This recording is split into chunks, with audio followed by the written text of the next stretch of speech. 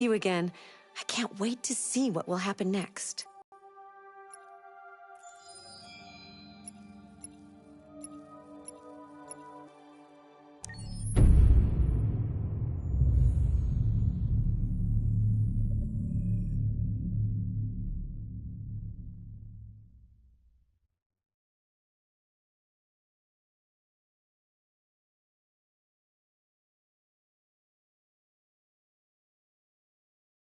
Hold on, just a little while longer. Hold on, just a little while longer. Hold on, just a little while longer. Everything will be alright. Everything will be alright. Fight on, just a little while longer. Fight on, just a little while longer. Fight on, just a little while longer. Everything will be alright. Everything will be alright. We will sing on just a little while longer. Sing on just a little while longer. Sing on just a little while longer. Everything will be alright.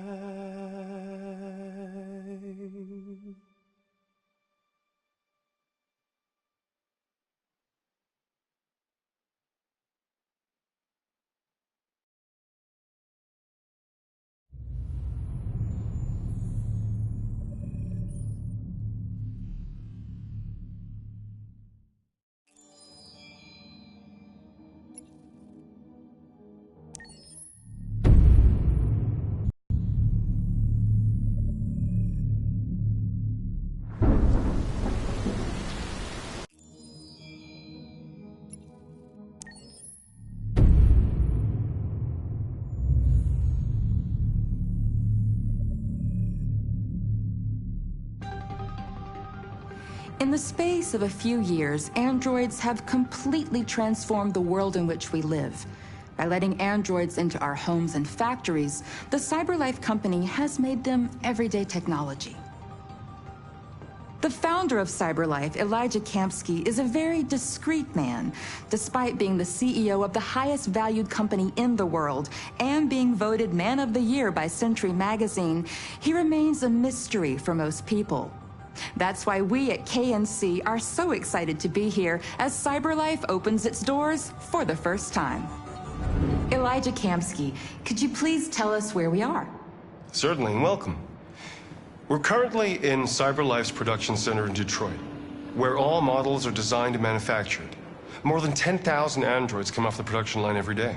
Fascinating.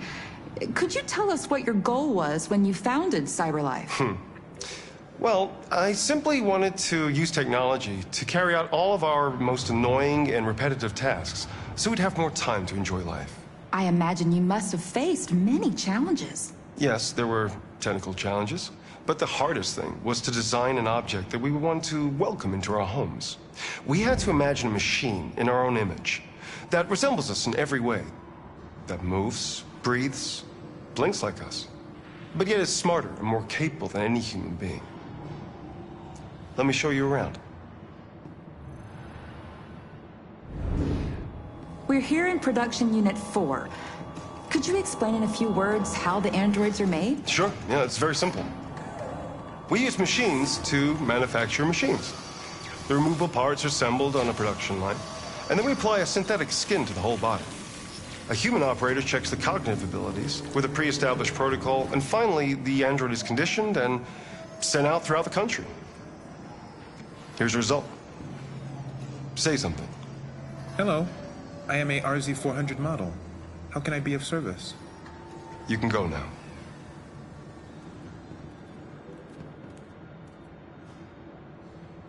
Our androids are already replacing humans in many fields. For example, they represent more than 80% of all university professors and 63% of all medical staff.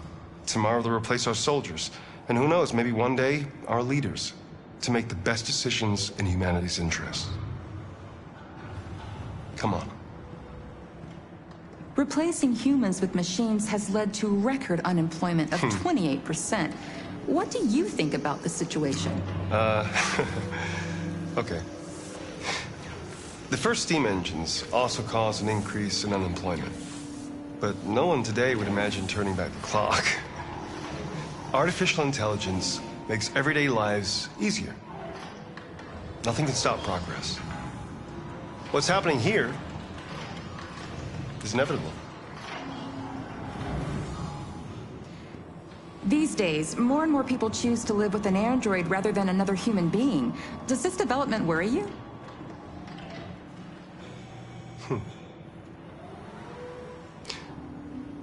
Everything's much easier with an android. They obey your orders without ever complaining. They can cook, discuss philosophy with you, have intimate relationships according to your desires. They never say no. Obviously, they are the perfect partner. Everyone deserves happiness. Why deprive yourself of so-called moral reasons when a machine can make you happy? Many science fiction books tell the story of how machines become more intelligent than us and end up confronting us. Aren't you? I understand the irrational fears about artificial intelligence, but I assure you that will never happen with a CyberLife android.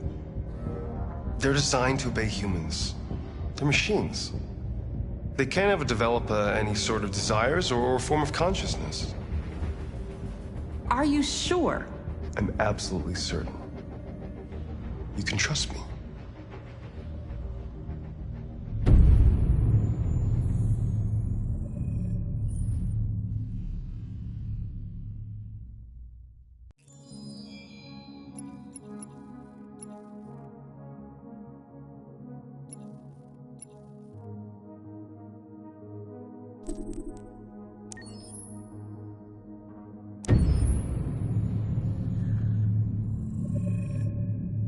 Game after game, we try to challenge ourselves. For Detroit, we wanted to, first of all, to write a story that would be incredibly bending, which means the most non-linear story that we've ever created. And we wanted really the player to have the possibility to change the story, change his own journey. When you're writing at Quantic, you're writing for an interactive medium. You know, when you're working in television, you'll put a character in a difficult situation, and you as a writing team will argue about what would that character do. But ultimately, you have to decide what happens, and you just show the audience. What's interesting about interactive drama is you bring the player into that conversation, and it changes your job slightly as a writer, because your job is to provide a narrative context in which the player can write his own story. You're giving him this kind of narrative Lego that he's going to snap together into his own shape. You also have the ability to make your audience attach themselves to your characters, because the audience is in some sense responsible for what happens to the characters. It's just a few cans. Come on, let's go. We have some cash now. You used me to steal that money. How could you do that? I trusted you. What is a bit specific about these scripts is how large they are. If you take a film script, there are about 100 pages. But here we have to deal with a script that is between 4,000 and 5,000 pages. Everything becomes bigger because we don't just tell one story, but we tell all the possible stories that can be told within this narrative space. On Act 3, our final act, we have around 1,000 different scenarios, and every one of those scenarios has to be as interesting, as passionate, as strong, and as emotional for the player. We want every action that the player does, every interaction that is available to serve in telling the story, and help the player understand who his character is, and build that character moment to moment.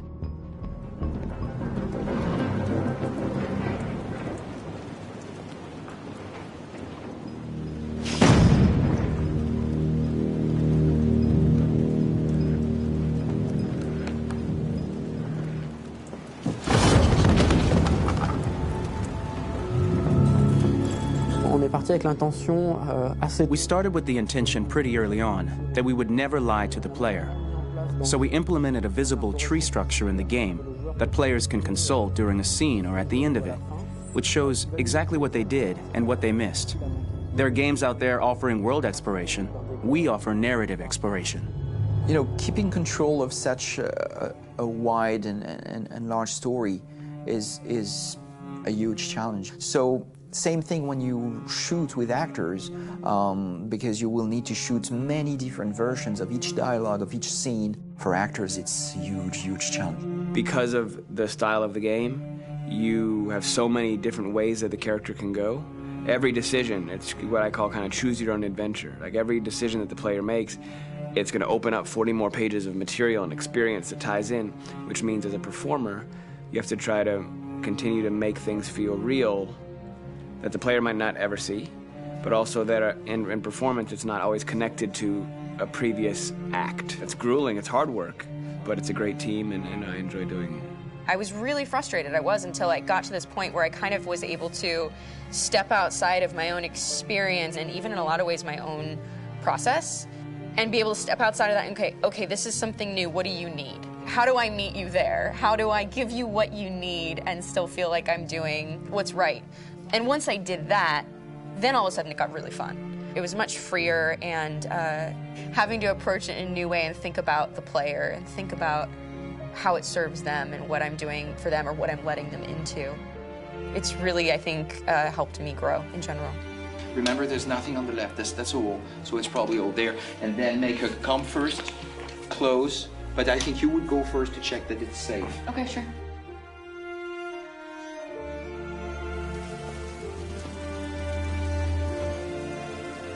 The most enjoyable thing about working in performance capture on this kind of project is that if I shot a film, I would get to do one of these endings. I get to do so many different things as Connor. Your head goes all over the place because you're trying to keep track of basically 4 different storylines for each different response. What's the name of my dog? Buddy? Scout. I think it's Jack. I can't remember. So I worked with physicality a lot because it was different rings of the tree. As the story grows out, I know where that is physically in my body, and then I can switch more continually on set, and it'll be entirely up to the player to determine what order those things come out and what they look like from a distance. Like if you're playing through it, the culmination of all of that will be their version of Connor. I'm faster than you, and I don't feel pain. You don't stand a chance against me. Listen, asshole. If it was up to me, I'd throw the lot of you in a dumpster and light a match to it. Shooting action scenes at Quantic Dream is a real challenge, because these are scenes where the storytelling has to continue. It's not an action scene just to have a dose of adrenaline. The stunts have huge consequences on the rest of the story. It's really a moment where we implicate the player and tell him that the choices he makes during an action scene will have a direct impact on the evolution of his story. My biggest challenge on Detroit has been managing the large number of animations that we received from motion capture. Detroit features more than 37,000 animations, which is a huge amount to handle on a daily basis. You have to realize that the player, in his first playthrough, will miss certain scenes. This also means that we had to think of, conceive, and produce all the potential story paths, the characters' costumes, the places, day or night, the weather, Did the character get shot in the shoulder? Did he get injured? All this consistency forced us to produce a lot of graphic assets in order to, quite simply, allow the player to have true continuity throughout the story. Honestly, we were even surprised by the challenges that come with such a big tree structure, and we did our best to guarantee quality across all the game and make sure that whatever path you choose within this narrative space, you will have an equally good experience.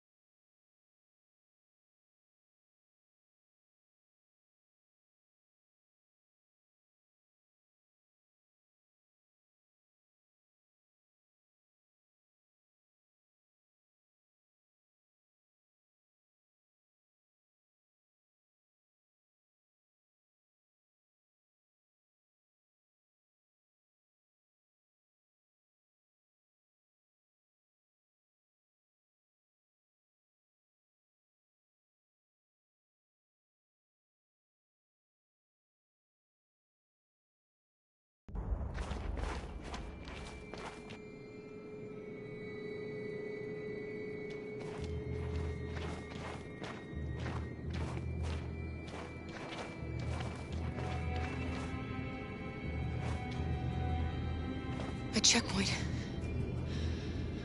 We have passports, it should be okay, but you never know. Is there another way? We could take a detour, but we might miss the bus. Maybe it's better to be safe.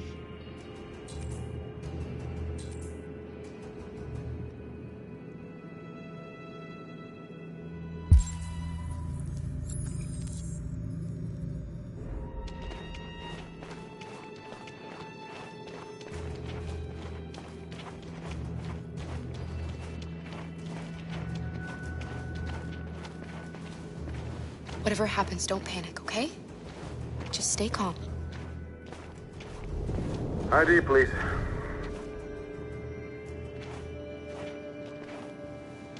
Civilians aren't allowed out unless absolutely necessary. Where are you going?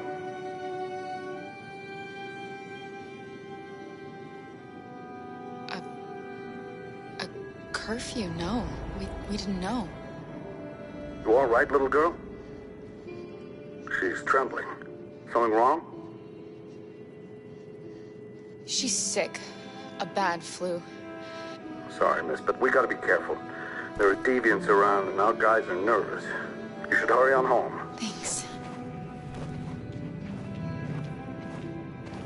Hey, wait a minute.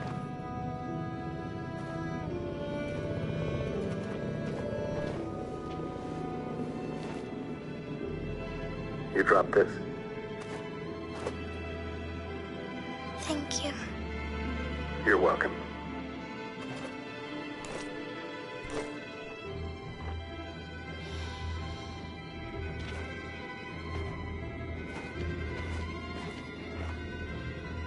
We're coming to you live from Detroit, where thousands of androids are marching through the city at this very moment.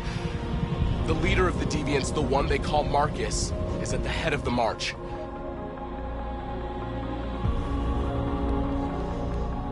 Something's happening in Detroit, Madam President.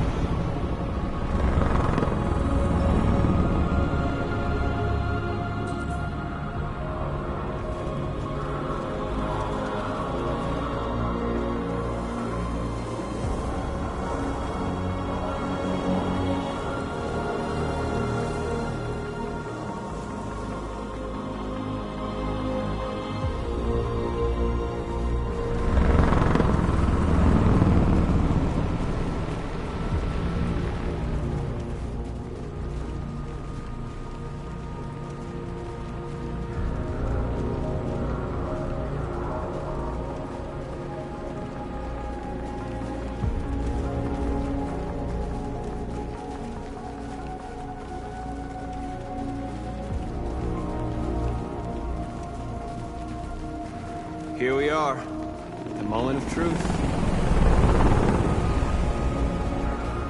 Surrender immediately, or we will open fire. Stand by.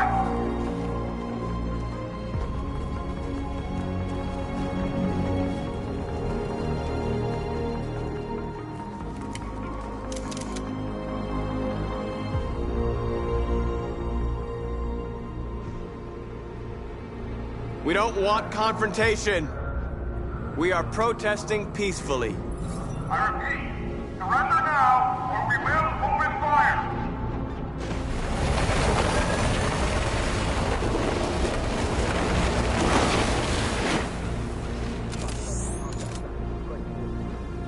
There's no turning back now.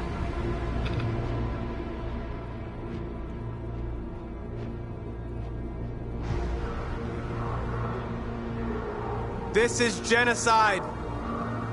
You're killing millions of us.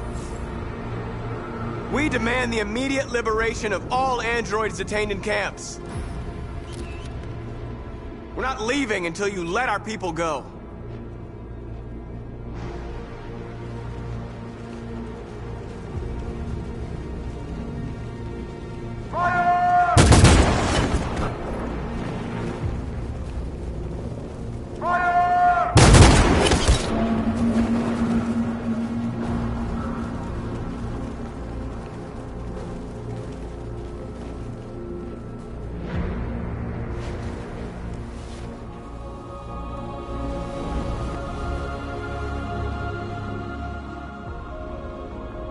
Are you gonna open fire on unarmed protesters?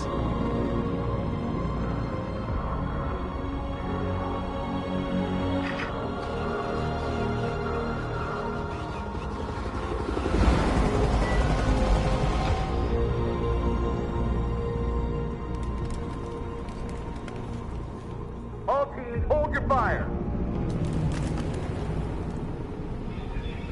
Yes, Michael, we are less than 100 meters away and events are unfolding as we speak. We will continue to bring you live updates. Josh Douglas, Channel 16. Michael, back to you. Marcus, what do we do now? We hold out. As long as we can.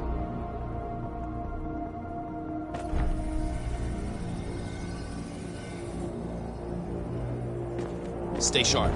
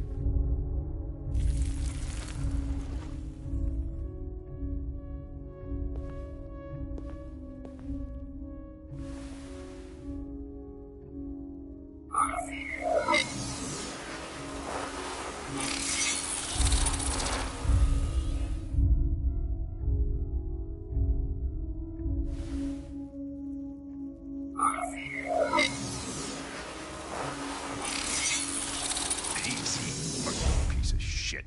Step back, Connor, and I'll spare him. Sorry, Connor. This bastard's your spitting image.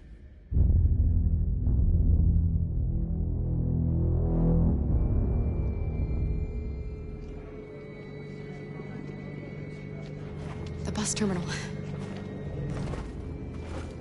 We've arrived, Alice. We made it.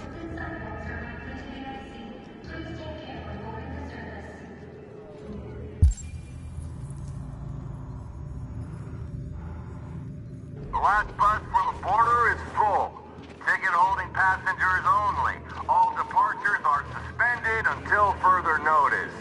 We don't have tickets. They won't let us on. We're stuck here now. What are we going to do?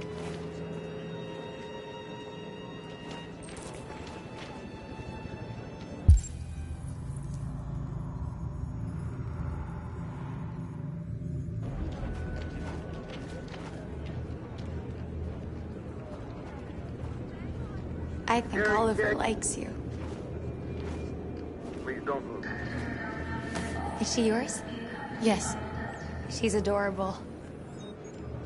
That's it. Got the sandwiches. I called your mom. Let's get going before we miss our bus. You got the tickets, right? Yes, honey, in my bag. Great. Let's go then. Security check. Please don't move.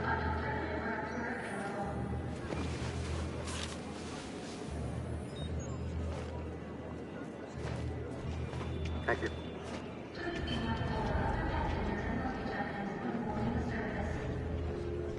Security check. Please don't I'm sorry. Oh my god, I am so sorry. I was sure. Shit, I don't believe it. I don't know what happened. You can't have lost them. Did you have a good look in your bag? They were in my backpack. The envelope must have fallen. Fuck.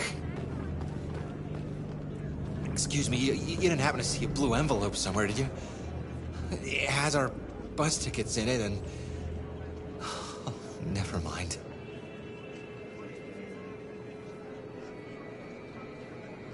No. Sorry.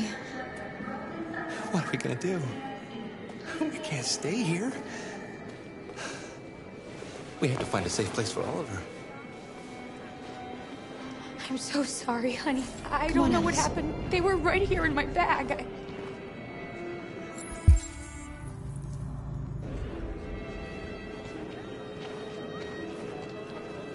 Please don't move.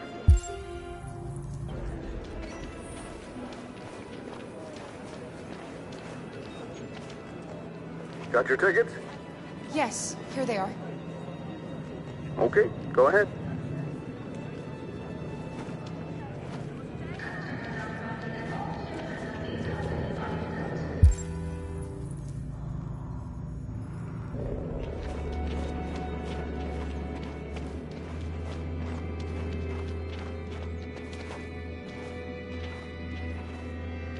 What's going to happen to that family and their baby? Will they die because of us?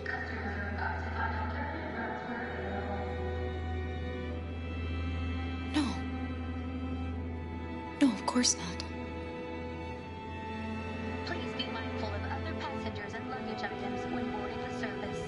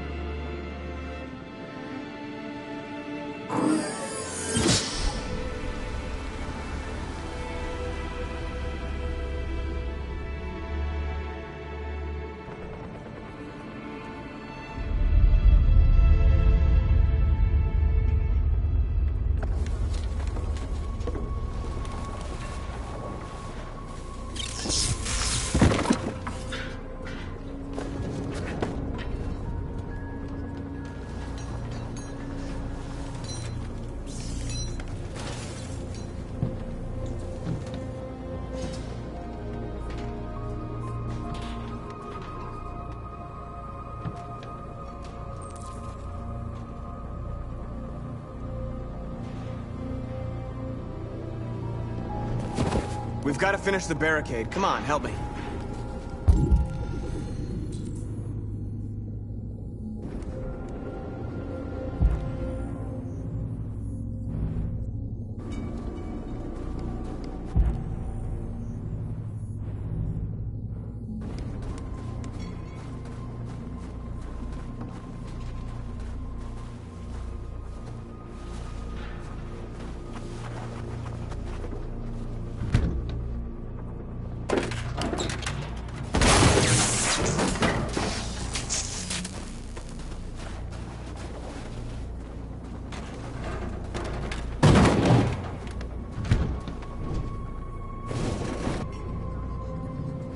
That's not gonna stop them.